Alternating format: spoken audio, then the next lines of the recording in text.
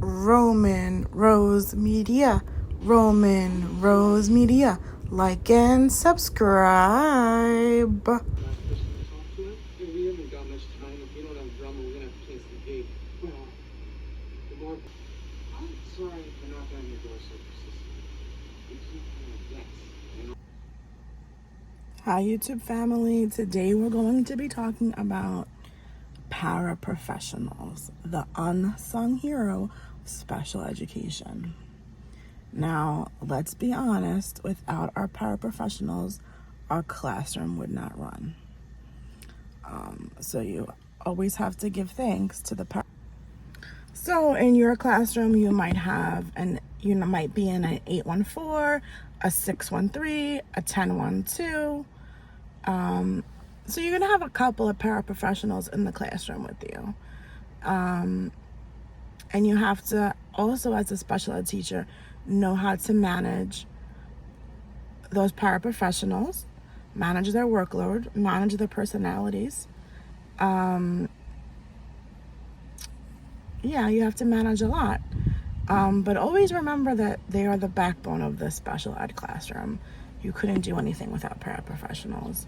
I love my paraprofessionals.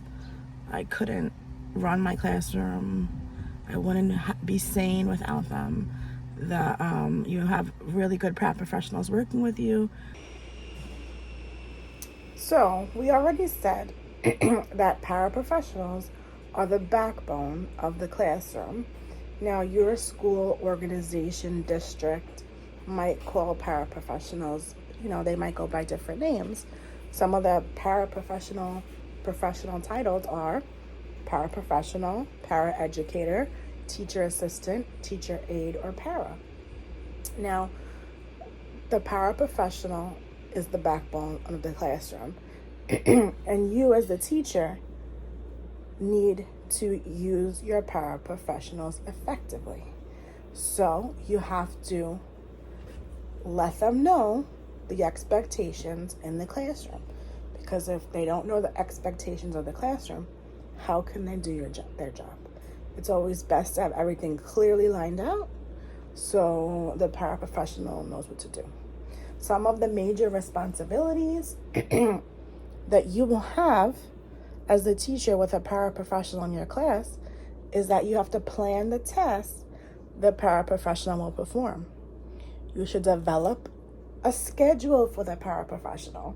So if you guys do rotating groups, where does the paraprofessional go?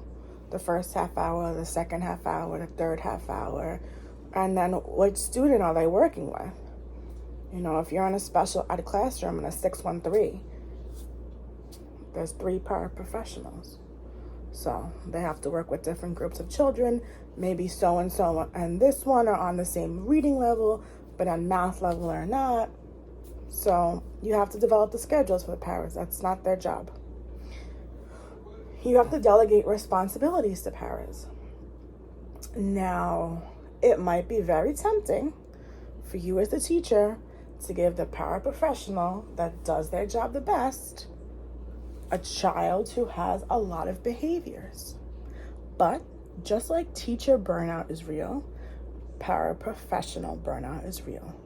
So you have to rotate the paraprofessionals who are really good at their job and those that need extra guidance. You have to delegate their responsibilities. If someone does a better job, it doesn't mean they should have more responsibility. Because what does that tell us? That person's going to do less then, right? You have to find other ways to make paraprofessional do their job. And if that includes taking data on the paraprofessional and bringing it to administration, that's what it means. But don't overwork your good paraprofessionals, because they'll ask to switch rooms. They'll complain about you as a leader of the classroom as well, because it's your responsibility to delegate. So make sure that you are delegating. Also provide clear instructions and complete information to the paraprofessionals. You want exactly lined out what they have to do. right? You have clear, precise directions so they know what to do when they're running reading group A. And then when the 30 minutes is up and they switch to reading group B, they know exactly what to do. Have everything clearly lined out. We already said you have to assign and delegate tasks. So this person will do this, and this person will do this. This person will, assist with that task. Assign the task. Discuss curriculum and instruction. If you are with your paraprofessional for a planning period, tell them about the curriculum that they'll be teaching. Discuss the best ways to instruct a student. What works with one student doesn't work with another student. Discuss the student behavior. So-and-so had a behavior. What could we have done differently? Did we follow the behavior plan? Discuss the behavior. What could you have done differently? Maybe we have to switch the groups up, and that you as the teacher have to do that, not the paraprofessional. You. So you get feedback from your paraprofessional, and then you make an informed decision based on that. Provide feedback and recognition, because just like you want to be told that you're a great teacher, the paraprofessional wants to be told that they're a great paraprofessional. If you think that we don't hear it enough as teachers, paraprofessionals definitely don't hear it enough. So some tips for teachers when working with paraprofessionals. So for when you have children in the classroom, I always refer to my paraprofessionals as teachers. I don't say assistant teacher. I say, I'm Miss So-and-so, that's Miss So-and-so, that's Mr. So-and-so. It demonstrates a level of respect. And it can have an impact on the way that student responds to that paraprofessional. The paraprofessionals are just that, professionals. So treat them with respect. They're an equal member of the team. They have responsibilities and you have responsibilities. You're the teacher, so you will have more responsibilities. But they also have responsibilities. You're going to go over the behavior plan with the paraprofessional and then empower them to use the behavior plan and all of the positive behavior supports in the classroom. And if you, as a teacher, are unclear on what to do, you're not sure on what to do, if your school, everybody's school has principal, assistant principal, if you have somebody in charge of behavior, such as the BCBA, use those people too. So can you help me explain this? Because maybe I'm not too sure about it myself, and we could all use a refresher. Establish clear and consistent communication with your paraprofessionals. Remember, we said that the parents are not our friends, and the paraprofessionals are also not your friends, right? You have to delegate different responsibilities to them. So you are the leader in the classroom. So you have to take that role very seriously as a leader in the classroom. And don't mix feelings with that. Always follow your school's guide for how to deal with other coworkers. Okay, so if you need some sample activities for paraprofessionals, you can facilitate student work at stations. So when the students rotate through the stations, there's an increased opportunity to differentiate that instruction, and the paraprofessional can supervise groups of students. As they move through the station, she or he can keep the student on task, work directly with the student, and ensure that that student gets a good level of instruction while they're at that station. That is a great way to use a paraprofessional. Another sample activity for a paraprofessional to do is to collect data. If you're in a special ed classroom, Data is key, right? Data is key. Data is your best friend. You need to have the data in the moment for the data to count. So you can definitely have your paraprofessional collect data, not just behavioral data, data for their students' IEPs as well. It's beneficial. You have other adults in the room, so it's beneficial to have them also collect data for their IEP goals and also their behaviors. Another way to use paraprofessionals, an example, is have them prep the materials that you'll be using for the next lesson. They can assist with getting all the materials together. They can give the jobs out to the next student while you're getting the workbooks out for this other group of students. You can use them to help prep materials. They can prepare the centers, then they can perform other functions in the centers. So definitely have them help you with material preparation. Have the paraprofessional implement classroom routines. Paraprofessionals can support the implementation of classroom routines with prompting. We talked about most of these prompting in a different video, but they can definitely help out with prompting. The fifth way you can use a paraprofessional in the classroom: implement behavior expectations. Have the paraprofessional implement positive behavior expectations in the classroom. Recognizing the students that are doing this great. What did they work for? What did they earn? Prompting the students to adhere to the expectations. Going over what they're working for. Use the visuals with them. Paraprofessionals can do all of that. So you as the classroom teacher need to need to organize the space to effectively use your paraprofessionals and ultimately lead your students to independence.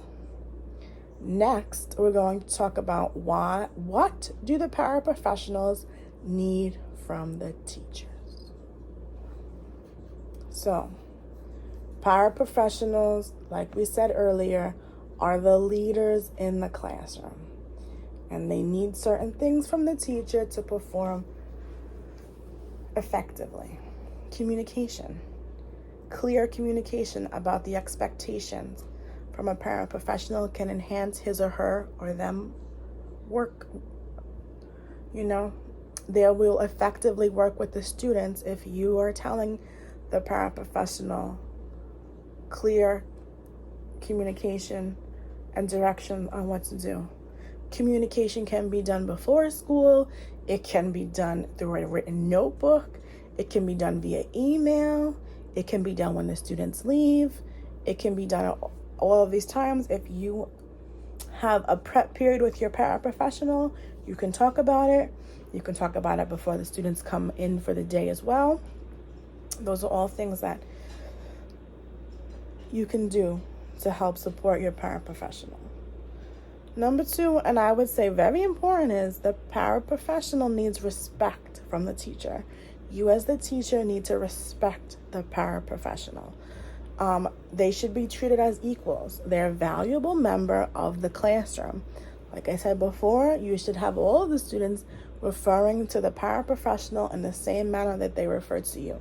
So if you use your last name, the paraprofessional uses their last name.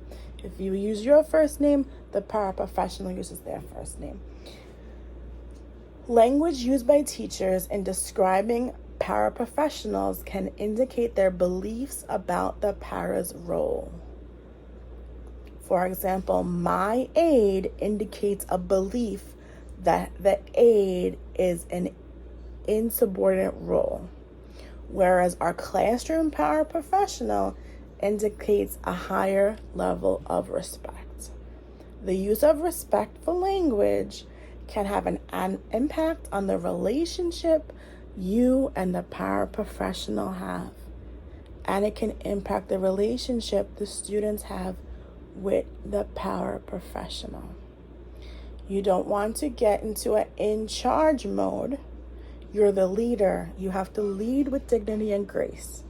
And that means treating everybody in the classroom with respect. The third thing paraprofessionals need from teachers is collaboration. You have to engage in planning with the paraprofessional. You can ask them for feedback. Participation in planning goes with communication and respect. It'll create a better work environment and a better classroom conducive to learning. And also you can model to the paraprofessional what you would like them to do. So you can demonstrate the routines and strategies that the paraprofessional is expected to implement with the students and in the classroom. Everybody can use a model, and then when you have a model, you have something to base what you're doing off of it. It'll help the paraprofessional to know exactly what it should look like when you're telling a child to perform a task. Those are all ways that you can help the paraprofessional. Okay, so we talked about a lot in this video about you, a first-year teacher, being the leader in the classroom. And being the leader in the classroom means you have to use the proper language, right? Paraprofessional. You are the leader. You have a responsibility to supervise the paraprofessionals in your classroom. And you can use many different things to do that. And then we gave you examples about how to effectively use your paraprofessional. And then we told you what do paras need from the teacher. So this video is all about how the paraprofessionals are the unsung hero of special education. Now, this video is focusing on that. Conversely, you can have some paraprofessionals that do not follow all the expectations in your classroom. And what do you do when that happens? Well, you did such a great job of communication with your paraprofessional that you have it documented. If you had any official meetings about things that you expected from the paraprofessional in writing, and then if you have examples of ways the paraprofessional did not do those things in writing, feel free to give that to your administrator. You can find a paraprofessional to work with. Like we said before, you're not going to be for everyone. So you are not going to work well with every paraprofessional. Of course, if you follow this advice, it'll increase the likelihood that you'll have a better relationship with your paraprofessional, but it doesn't guarantee it.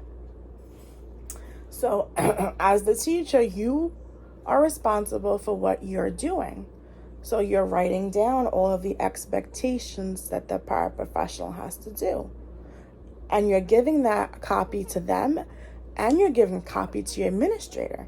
And then on the copy for your administrator, you're telling the administrator that the paraprofessionals in your classroom received said copy of the document.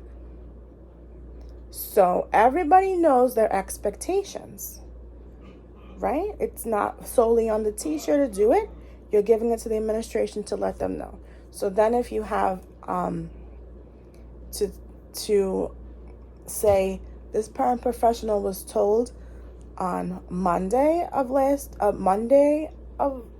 month, then on our Wednesday meeting it was also brought up to her, and these are our minutes from the meeting, and then we also as a group modeled it together. Then the next week we had another meeting and it still wasn't implemented. You give all that information to your administrator. And then you all can have a meeting about ways to increase the responsibilities for that paraprofessional, ways to ways the paraprofessional can effectively help you in the classroom. And if they can't, then they should move on to a different classroom. Maybe they would work well with another teacher. You know, paraprofessionals are the backbone. So you always want to go in with a positive note, right? They're there to assist the students, just like you. You and the paraprofessional work together to help the students to independence, because ultimately that's what you want. You want to help the students reach their IEP goals towards independence, to have a great and fulfilling life. Thank you for watching my video about the unsung hero of education, the paraprofessional. Please like and subscribe to Roman Rose Media. Thank you.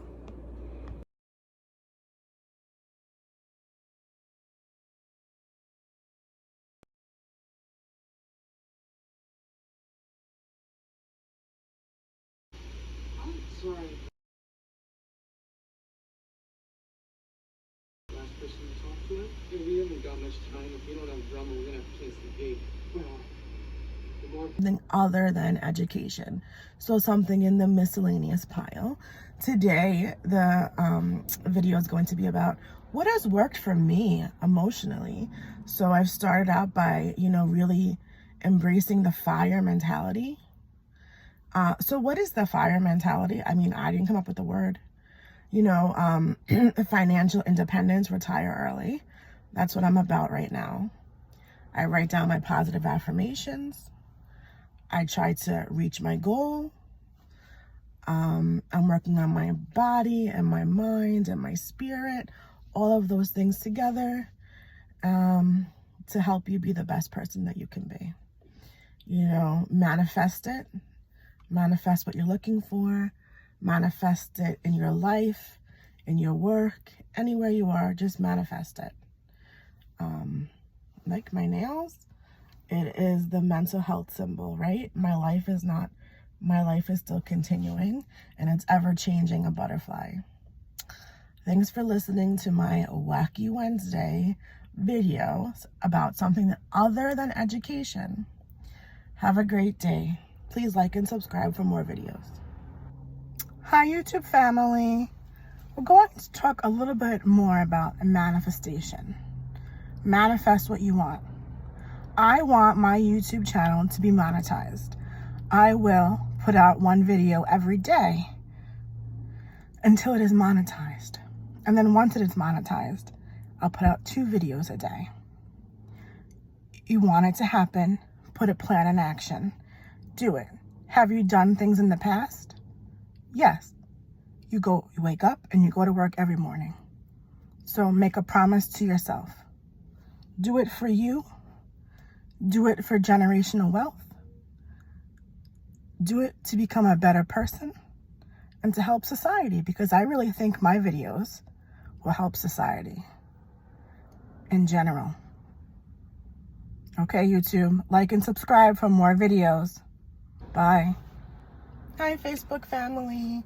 This is under the category of miscellaneous things. I would say that what has made my life better is doing positive affirmations every morning, writing down my goal for my immediate future, keeping myself focused, working on your body and your mind and your spirit. Those things have helped me become a better educator and person. All right, this is my Wacky Wednesday post. Wacky Wednesday's post will be about something other than education. Thanks, Facebook family. Bye.